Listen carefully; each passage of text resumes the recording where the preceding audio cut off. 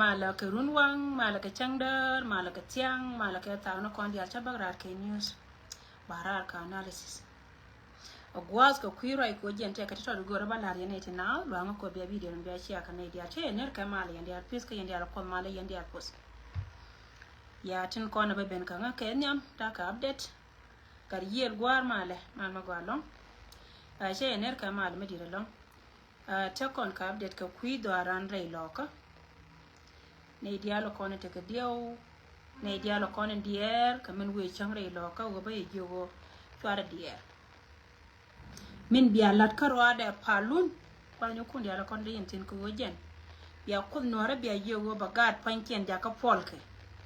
mane daba dial tin kona cha gad cha ka daba kan rol nor man dialo kona cha kwene wunte bombom nye manu wunu de chia ka nyanda upal kon dial wana mwale ka pal ko bana ko jogo wina kalere joine so doran male katin dialo kona ling yen ke mana kan ba chika te ka ling tina kai ready an men no ko nuare je katana nan te ka je tamen tana nan te ka je chin cha kon bele dano gad borcha an ci doran chara be nyoka te ka wurjanga me bi rawdore dialtin kona ci pente de jichunga ka bom ko da ci ma bom ran bay jogo yene dialo kona dier katin liam kon ka katila ta ka media no 1000 of people to kona cha nanga wurjanga bika ci karam ke te ram ke me la gonchunga do mai kel ente ka jichunga banai ti taw de la roba ka baka barka baka taw da ci ka me cira ler ka golias me nyenya ka shwera an chwena ka pam ejena na balar ka ye mi ci ka wono ejena balar ye ka kuy ka tin kono we ci nan me dong die na me we ka ne ko ne chal ka jishan lara ye a kuy ran ni in go bay jo palare ka gat ci ka pan kun ka rodun palare ka gat waya gare ran ne da kono tere ra dor mi chal ka yoy ne tere ra kalanken ne tere ra ka walga ne tere ra ka wat ne tere ra nyam chen ka pajut amma ni ji ayot sira da tes kai cha ba konta ka ayot ko kan cha ku tunga yake shi ka watar ji na kai da kono pinkin gwanda ondan so yen rak dia la kono cha kwen radiant buda kama gare teka yoken te toti cha jeken ko kuirelni tin ba na wo boka ke baya kula lalar ko baltin ko na bawo goro go ba ngar ka chien ko cha ngai go jen che loido wan che loido tin ba goro ba jog dien ba o ngar ko wo ke na ba ra kula ye jaw jet kamela la nwara go tel we makaba karenial ye tel we makaba karenial lakin gan mo go tere rang ni biya bu ino go dong tem biye loje chabo go ka kon chine ite kon to nyam ti chi wo gwa wo gatin chi ka belon jaw dum no yen man na me la dun kana gat kana ka pinchi ni banya rak banya ka gata jeri banya rak banya ka ne ite ko la jama na zamata te lani amma ndi ala ka we pinchi ni jana lara yemi cheka wona ka kuidu ne da kon ta pin min dong dien dera la dung dar ka ayot rai daran ka ayot shi tantana cha wan yal ne pan ka tiam no won time ma trai to dana anytime soon dera ta game de to kamen be to ka ayot ba kon dial moy ka tel loy ka ba kon dial moy bana jangay go chi nuar chamat wani dialo kona te nuar tetin nuar chamat ne dialo kona yete ka misunderstanding te chi gien ko woken gor ko go ba dor ba pes ka joga ka ramete nyambe no wachana dor ba pes kan dialo tame cha me gor ka kan chaje min jel ka wala jel ka la ji shunga de gor ka ni chuo ko gor ka no go ba ri ji min jion ta ka juba ba chanya kan kima nuar karo ade kan gaji no ba Sudan dial lar ka je kenen wajen poine de na chen kamal mi ci wecho cha we be chora daram ken kan dial cha tet ken ka ne ka wasen Equatoria wana ne ka jongle a we ne gwa dial ko na te dor kon counties ko ndam wanti ba kon kuli jione min che bene unity mo hie dung dar kel karo ade e dunan kon dial koni la chol ke jinubin tin gor ka je wajen da o dar ta kamal jawana na balat la de ka kon ne de kon chal ne tina go kon ne tina ka kan kon ki tabla ka midit min cha tot che cha ga ara mita ka bom ka gwa ma ba mita ka miki nuwara la ka gwa da bare dan ka ya kan kana ngalin kina ita wana kana ta ma cika balance cika ben korun ka cha gora kana go ba to ala gwalda on ta me bakula kam yana batablat ka wen gor yana je go biya linga je biram ke na nan ala ling ka jaw nuwara biya walin men balare janen mi jelli kiya mi ci kaira rai ka duwar lese mi ci aji gare ilwa mon makantuk da kanatem dir gwame taga jiom dar yogor mi ci aji gare ilwa mon makan moy ka tok mako jiom la wara ka je dir gwame taga jiom dir yogor ko bugum no biye nangte an mi ci kan ni gwame taga jiom kan ye je dir liu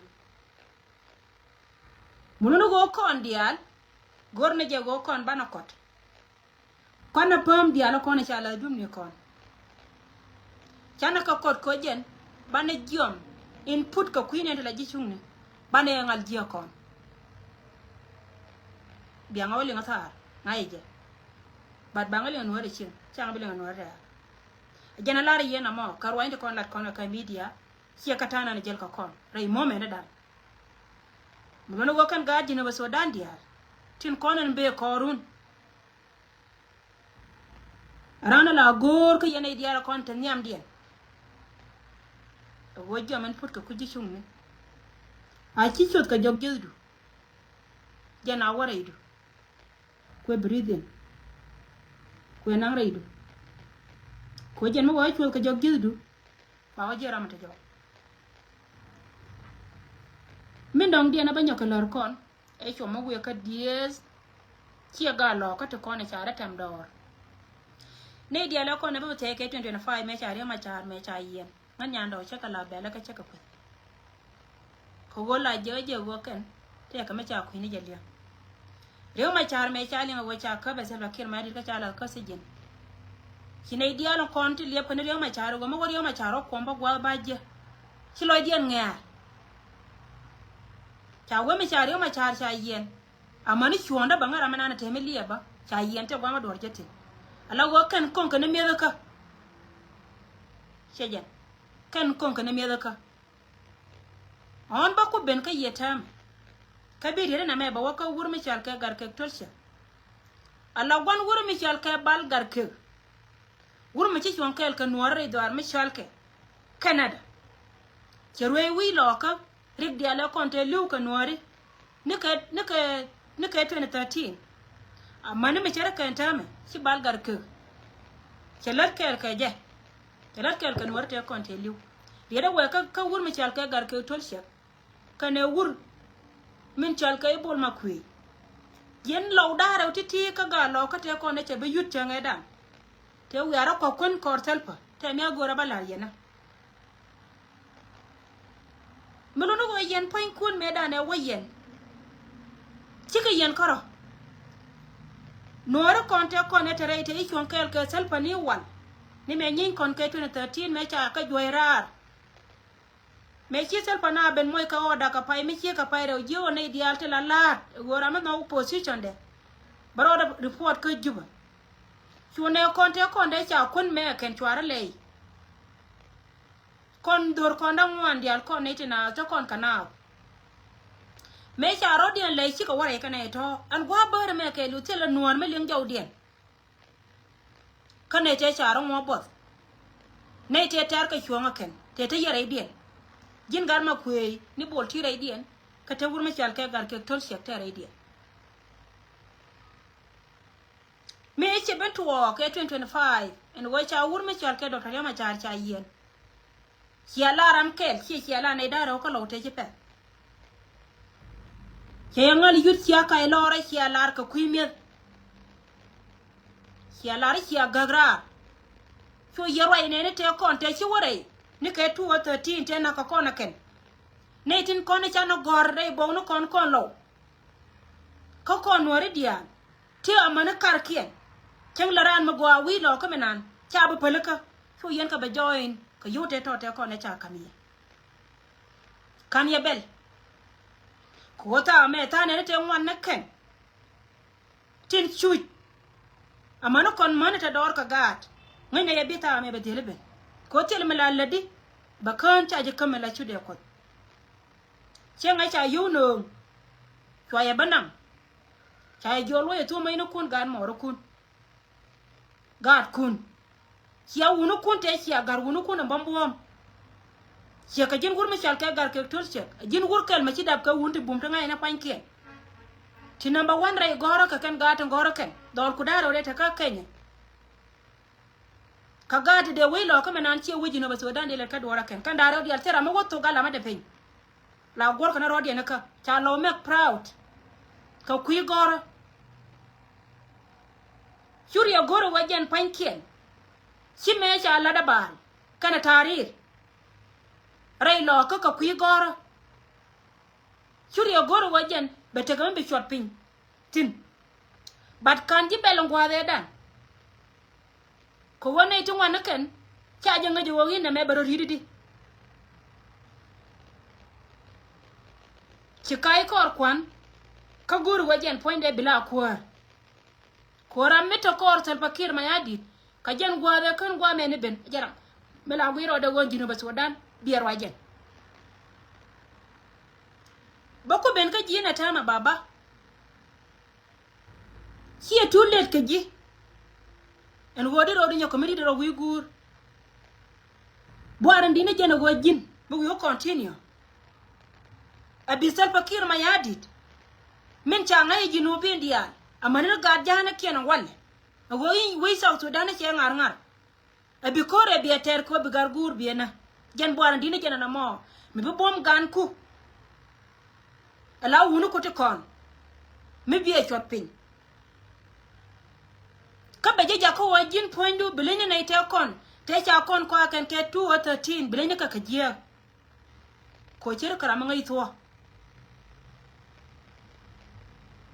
bi wunu ko te kon de rol gan balakon ka de ka jino ba Sudan ko go ga duna bal men nang dor mi char ka Canada nang ka jaka gor telo wayde mete ka Canada mi ci konotin ka telo man lene mi ci konotin ka kin wotin jin gwanne dabje jin gar ke tol se kin wotin bat chuk ngidde ko go cha dabe gul matuwa kana sheng matuwa cha nangra an men gor bale amidir sham dale nyur gwa te tel pate sino lakin ja chu de pinna ko mo gar gwan bal ma wije wana a jin gar ke tol se an ci wi lo ka menan siele de ka mi wije wana shabe to mi sheke na me baba ala nuwar ti ci ga nuwar te wal nuwar me ta tinen ta me nuwar mi ci wadwel gora nuwar mi la rivain ka galam ce bi ci ka nuwar te wal te la pal ka ngwana ro yekan ala tiri le kon ga te kay nyen gan kon ci gwa dan ce to ko ne ti diala ti amana ngan nyanda ngot ka ku ya tam ko ji pal jira me da na ci kor ci te na ka jala mununo go jen panken kan ga te kon tela nan kan number 1 rai we ka Kenya bika jako wakan te mabala da ken awe ka wanyam ko ba ka gera ga nuwari ka ba ka gera ga jani te tiri ko today chusha du ka kan dol rai do arna ni chal ka dor nyural ke liu chusha du ka dol ka jin wur mi tiak chet ka dai kap ka ji chet ka dai gar tut chang na gar ke ngayera meda ne baji bedil agar ga luana gar ko kula cha nyaru ni cho chul biel cham jo won cha ko na gar ko ga luwa ajene wi kore baji kula lar ne me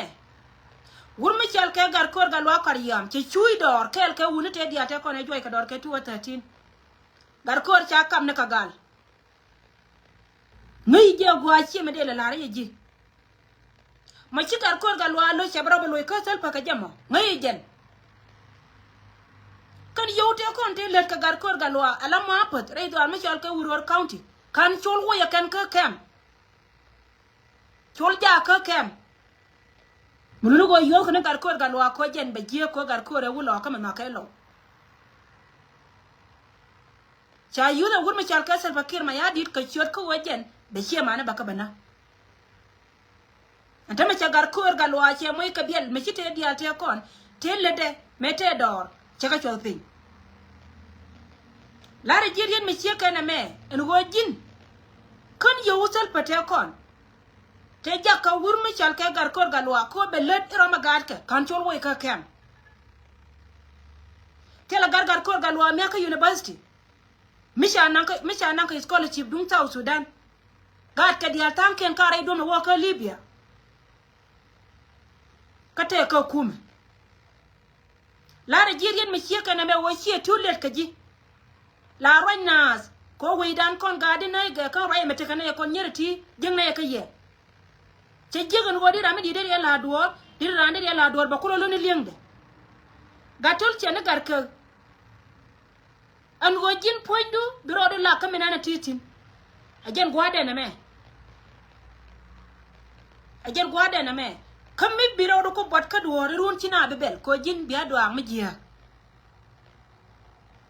te ka chieken me la roche wa kan do ang jang ma bal ka gar nya da mai ne an manangan nya ndo pal kan do ang jang miram ka gwa rol jani agad ke mede liñ adwang nori mede dwang nori liñ kana may nen biya chan ray donga du ka michilat atogli chale put a michilat biya chan ko waga du minan ray rol ka Junuba Sudan mugo adwaro gore Junubin cha we char to begin at home dorun jiran jena la jeitin bukulo wo rene ko kien mo bal wo pal rol che yola dan che rol yana nana rol gan bala nan kelio mo wo pal tin baba sia do ang be don ka chan ko jinte la ji mai me bayi latin e wonu chala Salva Kiir ma yadit la Nigeria de me ko wonta matana le dor mi chal ke padim garga lo ka dia wode ji yon maj yena wur mi chal ke bol makui mi be wey lo ka jakko biya moy ka chene jin abiya moy ka chene jin ka be gar ko to kon be chot pin gar tol chene gar ke run ci be wa kana larji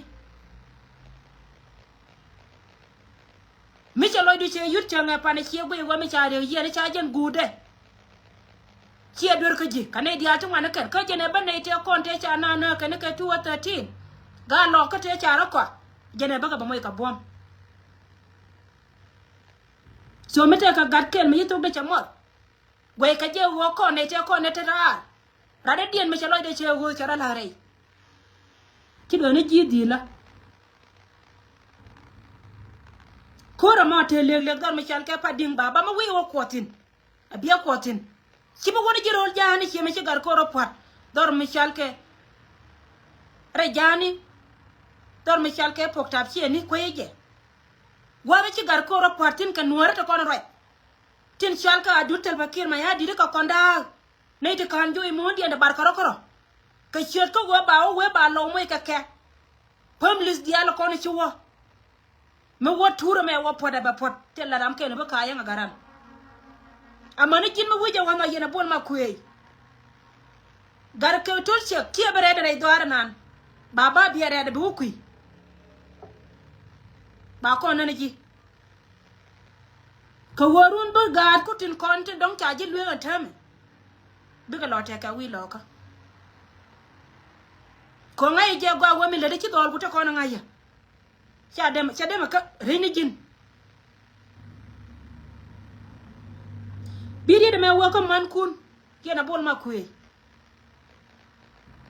siega jan man we ka jan man daba yen man gar daraw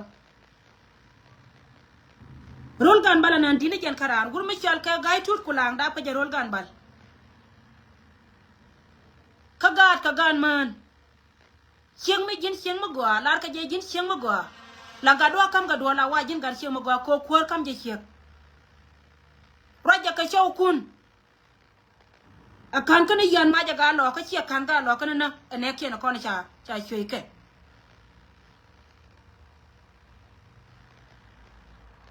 chau do mo je wona amana gadu ba ngai wajen point na waji ko waji je wajin chu na ka gan more michine diar ci ka madama ga jani te lar ka je ken himmin chalat e gur mi chal ka sel pa jega ci de lo wona ga lo ka kameren ka ci ga nore sori de me kama je yen mantin ko na ta kel ke wun ti tin ta da ka kan tam gwa ga lungo go baran chole chow du ye kwar ci ka jin ci ga rama ko ni bol me cha chow du cha kam ta kwanya la wajen cha la gabna commissioner sorry dwar mi chal ke wuror county dwar mi chal ke nyirol county ci feel proud ko ci mandial cha jugo ngaken mi ci ala ruwe to go re dwar ka nyirol county man gad kun de ka wa chol gad gura ma gwa kan ci ma gwarun lakin mi ci yu ya ba kwara nyawe gwar kamara lingama pui na gad ko pui na ka gware loka rama wolo awa yan ma jan tama ka janu kireme ci gagra rai ta kadu cin bilo liuba mana gar ko bika chan lara je yen manta ko na ta kel ke wunti ti ho jinna ka ba jidin lo ko ti ka ciye mo da ta yida bake a jinna ka e wurmi chal ke gar ke tol ci ko ciye lue ka jinna ka wurmi chal ke bol ma ko ciye lue jin ciye go me jin ciye mo ngi je wo piu cha gan ku dina jen ka ji e misin makama yena ma yen mante ko na takel ka ke ti chol ka rodi na ka man ke go akwara longo wa jine jin sia kwa lakin sia kwa mi ti kwara cha roi ka jawde sia chiang ma go mala go wuda ka ba gware wuni dia la ba chol yo kwar ma to wa chegde mi ci wut kwen ka cheg mata loy da ka unity chawda na mo la lo yara kwara na ka wal mo wana me wondon ka me biada yen mante ko na cha ti cha kwen e wuni da re wati tinda kare dwar mi chal ke nyirol county today me wi awon ma bebe ne runo ci law ya ba parwe ko be ne ngai gwa wo yen pan kun ci arai ka chaw kun nyirwe gwar mo wa kana la wajena bika ba ma yoda dara chal pading iyar ka ga lo ka ma jodien tin ko ne cha wuru ka wurjenga iyar ka ma jodien e wur mi chal ke pol ma kwi ikane wur mi chal ke gar ke tolche ci gar kun gagrar reita ka dun kacha ba farwe ki too late jet kamen chala ya kenya men go rami ci rodo ho chenga pante chon ko che gui go ci kina me pel rami ci char kareo che gui ci melet ko ne che pel lakin gur janga che chap chelat ko go kon la we kon ku ko kon ko rodan baro kula nakoro dina daw do ran kan naser meji to kan naser ne te kon te na ka ga na tere ken ci ga ne te bagola ka je ne ci to re lo ka changa pan ka wuni dia te kon ne chana ko ko lo kan dia ku janke ne te kon ne chana ka du padie ciga lo ka bi gen ka padinga baka nyokam baka join du kod baka kamera ma birenyo kod gandi na ga ka baya kam ga ton kon te tar ka chwanga kana bayana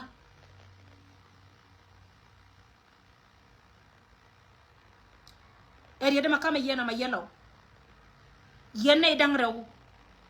tin gore je wabi aga guru kon bi aka yan maji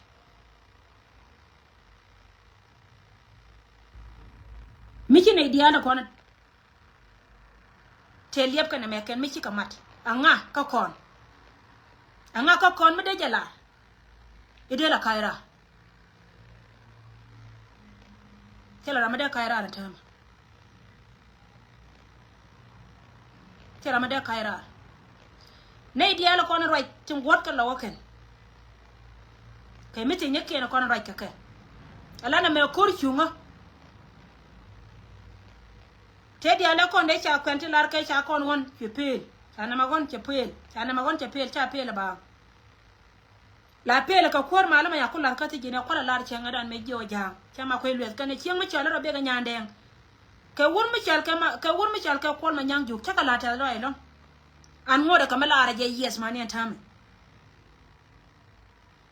wa dia le ko ne la pel no retin pel ga jen kwor mala ko la je jino ba so dan dine jen ka jinwa mi sha nga da brai dun yene ka dia la tiwa tam no wa ye to ka ba gwa ben ga kuidun gwa me ci kul ben antame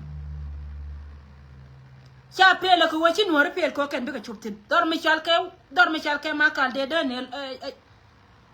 ne da ga jo me gangje jen kwor mala ne mi che tuwan wale wachi kor chunga ja chup gode chema wag mai gwang ni dial jinra ma gudu guna do illa wa ma wa kan ma ya wa pel kana me jin gudu guna do bai ja ka poji ko nyal gwang ni dial ko na chi ma cha wautin bai ja ka poji ko nyal so titi ka kana kona kamarar ka gore je wo bishop na waka ga loka kona ile kona lerka media ni chene dia lo kon te laman mi gin chek loka me tika US tika Canada tika Australia tika UK tika Europe we ni dia tin kona to kontin wana kor wono kon man tin kona chal ka ma loka wana kor gani kama ngayeno wana kor gani atel chingu do roda nyerianga mite ka mito wi e chodi je pin kerun runa je na matani am chingu ko mo hotel mo lo ka menan te gwame bi wotatin ka pan nduli yo chengto jaro le na ko kien che chiendun hilanda ka dete ne point yo wana motiri ko me ci ko we la be da reda lakin me ci ta mundun de ba jema na karkan ko ta ne rodu duel gin ci ga ma len ro ka appointment ajena appointment duna ma gorna ka go pini gorna ka tini to kona la ma ko piu ko kan bi ka mare wang lane bum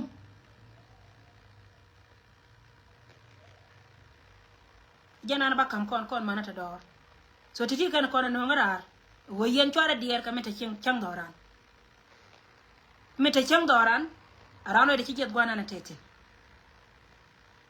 ko dem bum ni jen jam nyam dien mendong dien ka yen ka dia la kona ladba kama na zamat michi na ide kona chal ka jiku me chiga bere dun ka te ka tigor ka ken lo aka ko wo jas ka yen ka da kona ladkel ka mana zamat jas na ba kab ne gwawne te ka ye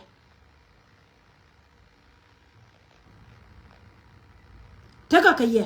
roja ka kana ide ta kelo ye to wo ken we metela mal chiga de lat kakan gang kuna tarata nyam chinto jas nu kunde takaye to bake mishi ka bene menke kan kan yeken twara je kuyiliang mishi ran bene che ben ka ye yenje manada man diala kona lat doro diala kona che kwen menan mishi na chi ka ben ka ye twara je kuyiliang gan kan yeken ko womo wurjang wo ben chi abelat kiashu ngai ba nu gwa ne te dial te kon metere de mete kel ke ye tela mana zamat wakti ko wala kana da jega kan lolu gone de kon la ji chunga mo ko be no yete mo gorka to be ja again contribution dun las riene ka ya la ri ga gien ka gadian chika ben chika luindu ba la charan dit charan ba ne bor be ne ka ayot we jay ne don mi chal ke paloy jan gwa chika bentin yan gari kuyi mi la nyam chinga mi cha je kan te ka piu ko chiri ya ken chika jal tiang chita chakel che chup ka ayot kana de ba bekel chi ko waka gar dien te ka ayot tanken ka jaw chi ka gien ka gadian chi ba pot ka duk kan de ni dia lo ko ni cha nong ye timbe ka be na ne ta ma kai cha ran di ala go ken we ni do ba me we ka ayot dum do wa yen nyong wa ka ya shembo de kan la de me chi ka wona ko bara da kareo ka wo ba ma te ga gar ke otur che ga ba ko la ba sadu donc ne ti ti cha nong ti donc ne gar ke donc entity donc ba ya ken ban ku yer kamo wa ya ken ban ku yer no ko cha wargan bor cha ba longa ken min pen ka wo bi ka ben ka do pa jot e dun ka wo ken pan ken ta do te ka piu yene ko ni chal ka jai go a wona nyam chen ga pa jut la de je mi che ka wona ngai je la nan la yene la de nyen kun ka le na ma ngai yena dun no wa jana cha la da ken ci kana wono kana de ka ben kare wong ta kon ci wong ka pen jal ba cha do cha ri de kana tam da to da na ka duk ajan jala jala ka wa cha na bete kana ni chop ka diok ki ngwa ate ma cha na de ngi to wur mi chal ka ma kwa tut me chi na jo che nge da ne wone ne me chi ji yo de jo kono ba kara ma ba ka je do ai ma kula njanga tere we me je ga jo pala je bara par ka me je ka jiende chi nuore dialon ko ni chal ka gad pul wor dial chi ka kai ka je chi do ne ne to de chi ka ne bol ma ku e ka ne wur mi chal ka gad ka tur chek to ko na ta kel ka ko re dia na kana a jara kula te ka ne to do ko ni chali ngi chi ben chi ba pe jo ka te do ya pe ko ba kul te ne ji nyiral bu jen kula ta kare ajen cha ba cha le la kana na mo cha nuore te ko na ta kel ka cha ga jo ya ka ya pe go pala wo we yen gad bor cha dial mete karama nang wo kun pala ke ka we biya ka be je ka lonjaw biya ka be je ka lonjaw chara wo kor wo mi cha la de sel pa ne me so jen cha cha ba mo cha la de ken no wa nyu kun dial gudu na ta jen dom na darew chara pa jud ban pa ngin ka chara pa lonja ko be te ke gu matot ko wa jen do mata kar biye ni mi waje wato ndo bana wuje ni kobe an ci abile lon ka me biya woy so jen jala jel ka kana montame ka jen message de kam ye ka kuy ko wajen biya ngai go wo plan di na chala da kana je na mo ane kana ko na ba pektin de sheka titi me dong de don card ni cha de parwe cha card ken cha kar ya na ka ken lago gor ka je ken wo bana wo disturb ken jawo chakari ala ka ken any time dor mi chal ke naser kana dor mi chal ke rei loka wo ka yot der takari de bokti cha yo kamrara ken ti cha nyoga kam jikand na kana da ken thank you so much ko mala tekel ke ye tele news be barara walle te ka tiali yap kana mo go pen gol ni kien changa wadar ka ye yo ba barara mo ko pen gwa nyeke lakin mo kan chi ka pen gwa nyeke bala bara run piska yendi al ko mala yendi al post kwara ka perwete ko na chalat yene ko te pin dina lo kara ana ban lije bye